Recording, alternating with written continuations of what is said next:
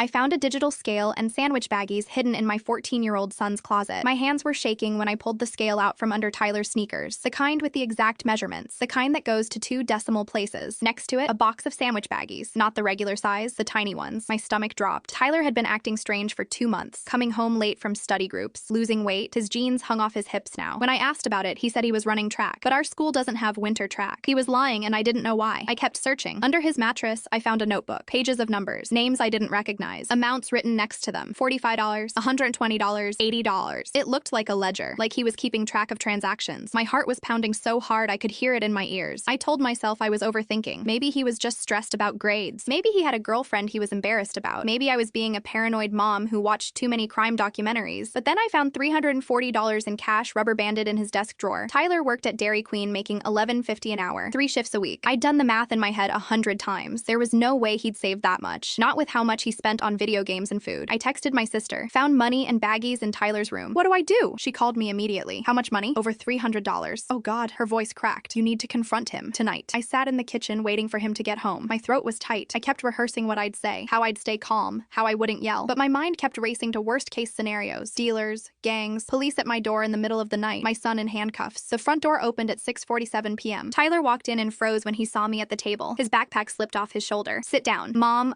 sit. He sat. His leg bounced under the table. He wouldn't look at me. I pulled out the scale, the baggies, the cash, the notebook. I lined them up in front of him like evidence at a trial. Explain. His face went white. It's not what it looks like. Then what is it? I can't tell you. My chest tightened. Tyler, if you're in trouble, I need to know. If someone is making you do something, nobody's making me do anything. His voice was too loud, defensive. Then where did this money come from? He stared at the table. I've been selling stuff. What stuff? Just stuff. I wanted to scream. What stuff, Tyler? My cards. I blinked. Your Pokemon cards? He nodded. You're selling Pokemon cards for $300? Some of them are worth a lot. I looked up the values online. I've been meeting people at the card shop downtown. That's where I've been going after school. I stared at him. Why would you sell your cards? You've been collecting those since you were 7. His jaw clenched. His eyes were red. Tyler, because you need it. The air left my lungs. I heard you on the phone with the pharmacy last month. They said your insulin was $970 and insurance wouldn't cover it until next year. You told them you'd figure it out, but I know we don't have that kind of money. I know we're barely making rent. My vision blurred. So I started selling my cards. I've made $100 so far. I was going to give it to you next week. I just needed a little more time. I couldn't breathe. My 14-year-old son had been starving himself, skipping meals to save money, selling his childhood, and I thought he was on drugs. The baggies are for protecting the cards when I ship them. The scale is for weighing them so I can calculate shipping costs. The notebook has buyer names and what they paid. I stood up and pulled him into my arms. He was so much taller than me now, but he felt small. He was shaking. I'm sorry, I whispered. For what? For not being able to take care of you. Mom, you take care of me every single day. We stood there in the kitchen for 10 minutes, maybe longer. When we finally pulled apart, I looked at the scale sitting on the table. It was for weighing cards.